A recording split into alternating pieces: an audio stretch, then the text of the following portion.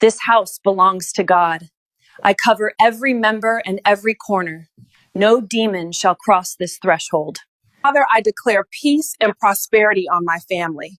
The devil doesn't own this house. Jesus is the landlord. Lord, this home is your dwelling place. Let your angels guard it day and night. As for me and my house, we will serve the Lord. Sir, by the blood of Jesus, no weapon formed against this home shall prosper. Peace, I invite you into this house. Confusion, anger, and fear, I cast you out in Jesus' name. Amen. Cover my children, Lord, whether they're near or far. Keep them safe from seen and unseen danger. I rebuke you, devil, not my house, not my family. I plead the blood of Jesus over every soul in this home. Thank you, Father, for filling this home with joy, health, and abundance.